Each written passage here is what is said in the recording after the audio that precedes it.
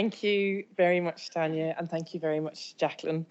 Listening to Anna and Jacqueline and Tanya, it is very clear why the work of Clean Break is necessary and extraordinary in its ambition, its innovation, its care, and in its determined hope that things can be different.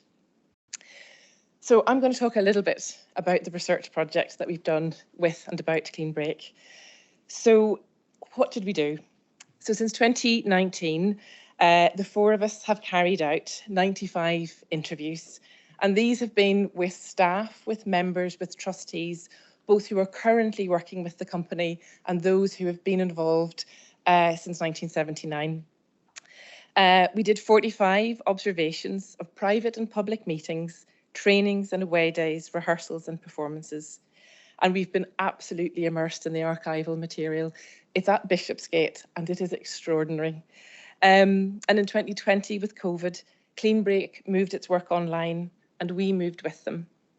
I think it's fair to say for us as researchers, it really has been a remarkable experience and huge privilege to have been given access to Clean Break and to think about its work in light of the dramatically shifting social, economic, political and cultural conditions since 1979.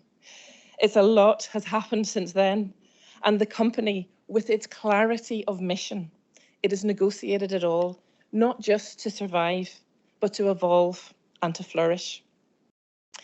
So I'm going to talk a little bit about the findings from a theatre and performance point of view. Theatre, why does it matter at all? Or precisely, why does Clean Break's theatre matter? So to answer this, I'd like for us just to think for a moment about what we know about criminalised women and how we know it.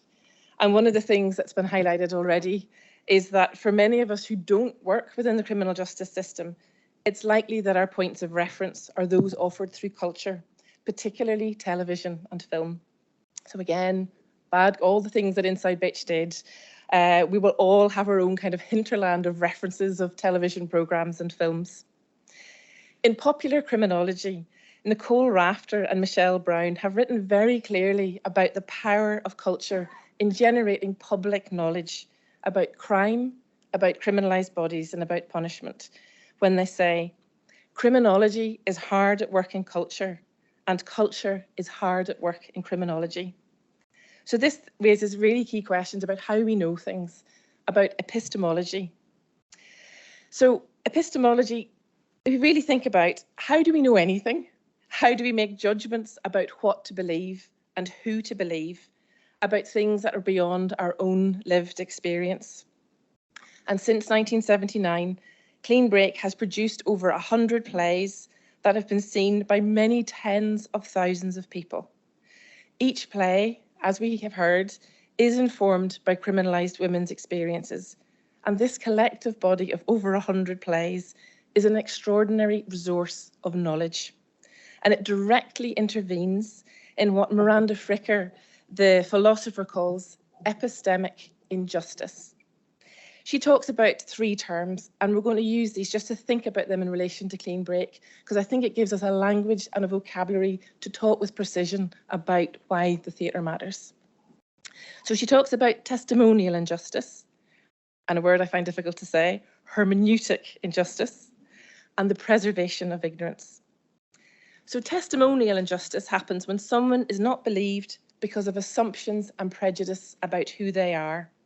And time and again, the testimony of women in police custody, in the courts of law, and the court of public opinion is belittled and dismissed because of assumptions and prejudice about women generally, and about women who've been accused of committing a crime specifically. Clean Break directly addresses this testimonial injustice, and from its inception, by calling itself Clean Break Women Prisoners Theatre, it boldly declared both its identity and its authority to speak. These references are defiant declarations of expertise and authority. There is not a whisper of apology or shame or stigma, no matter what society may assume to know about women, women prisoners, women ex-prisoners, or women who make theatre. The second term, hermeneutical injustice is when we as a society don't have a vocabulary to talk about something. And if our access to knowledge about criminalised women is mediated through cultural representations, which may be limited or lacking any kind of nuance which reflects women's lived experience, then we have a gap in our collective resources. We don't have the language or the understanding. Complex and distressing experiences such as mental illness, enduring poverty, racism, fractured families, addiction, sex trafficking, illegal immigration. These are just some of the themes and contexts that have been addressed in Clean Break's plays.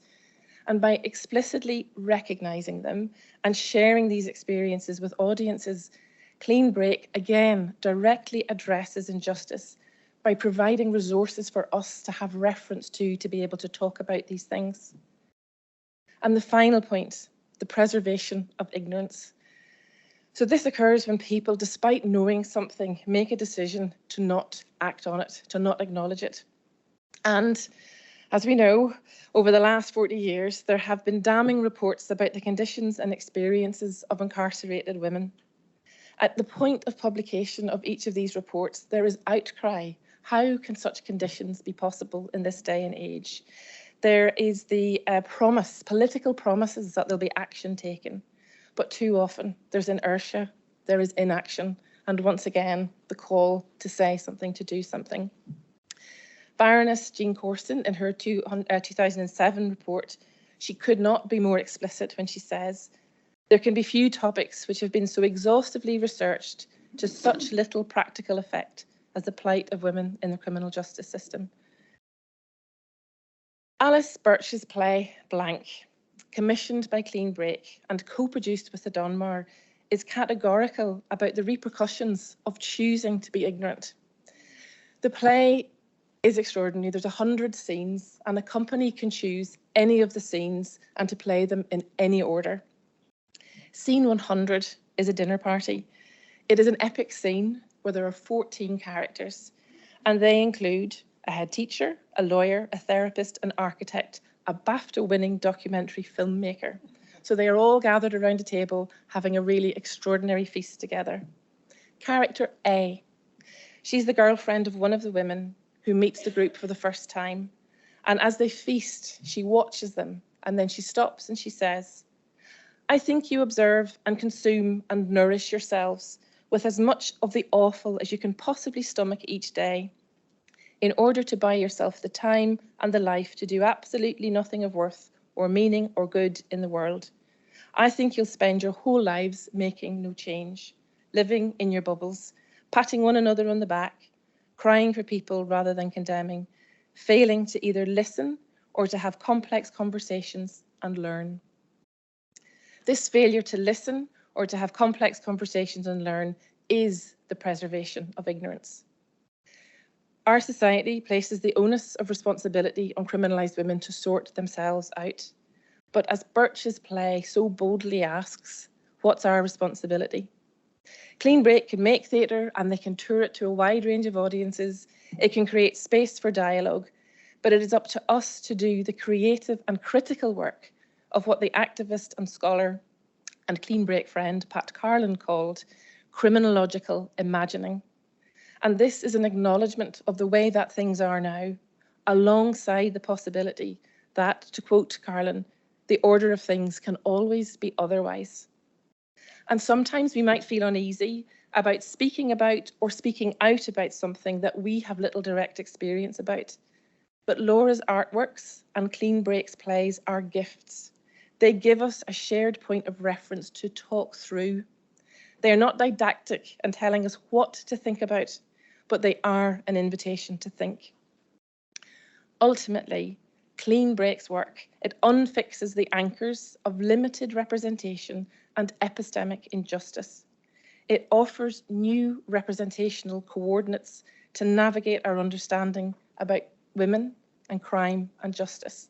And this is why Clean Break's work, why its theatre really, really matters.